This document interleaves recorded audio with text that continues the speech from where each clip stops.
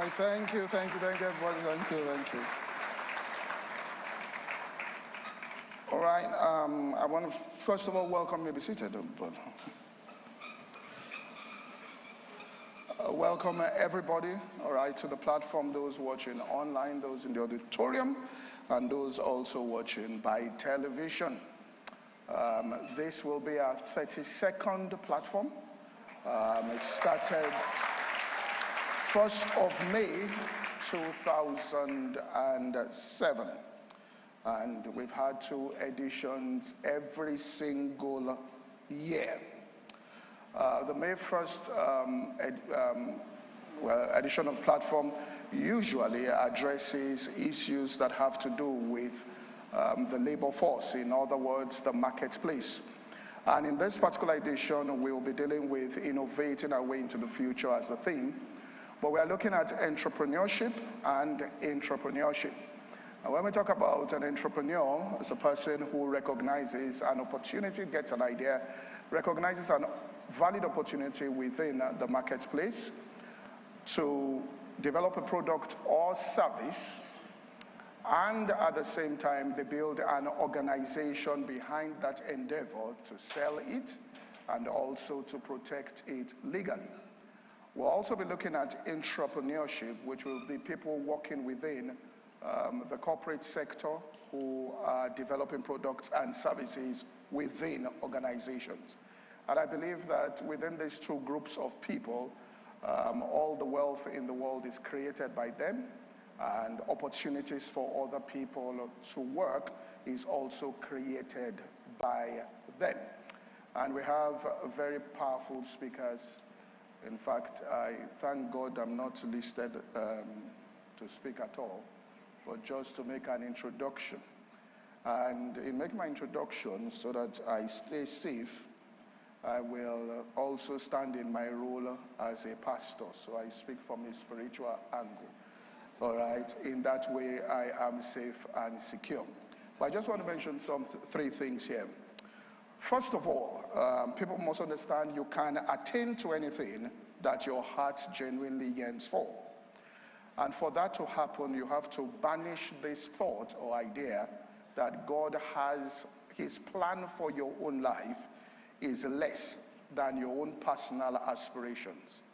You can never outdream God. We live in a religious society where what really governs people at subconscious level is their perception of who God is. And you've got to understand that God as a person has a much bigger dream and vision for your life than you can personally aspire as an individual.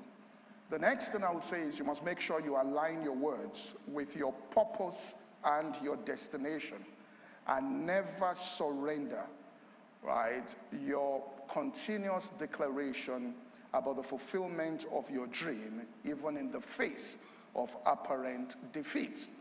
Right, where there is a setback in the pursuit of any goal, it's simply a readjustment and a learning curve for you as a person. And then finally, which is what I just want to zero in on, it's important you ask for wisdom.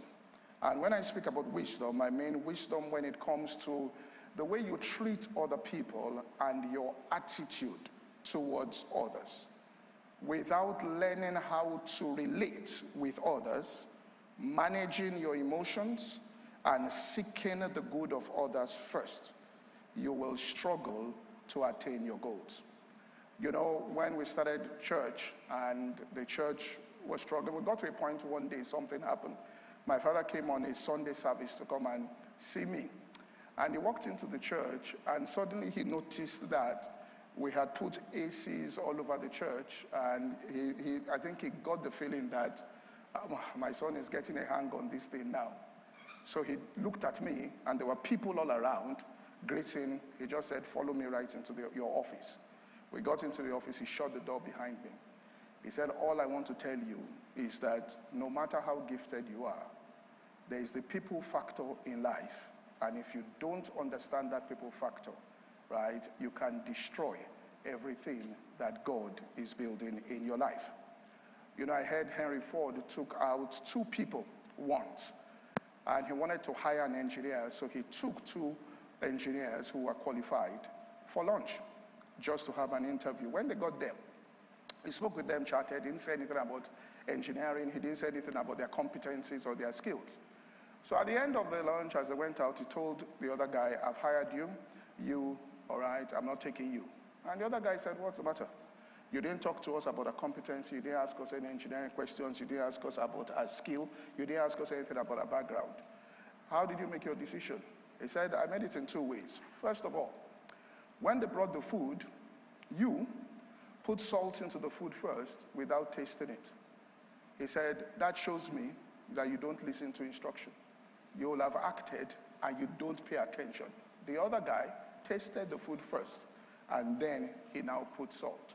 He said the second thing was that you, that I didn't hire, treated me with respect, but you treated all the stewards there with disdain. It shows your attitude towards people.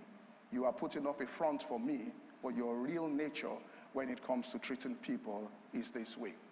And the truth about the matter is, when you treat people wrong and you persist in doing it, you will run out of luck in life. And when we say run out of luck, which means run out of opportunities and doors that will be opened up for you as a person.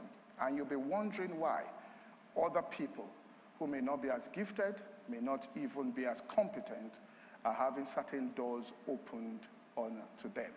The key is the way and manner in which you treat people. All right? I have my notes here, and I'm going to sit down to write my notes as we listen to our great speaker. I'm serious about this. I think it's the first time I've come with notes because I really want to tap into the minds of people. And I feel that this is going to be the most informative platform that we've ever had. God bless you all.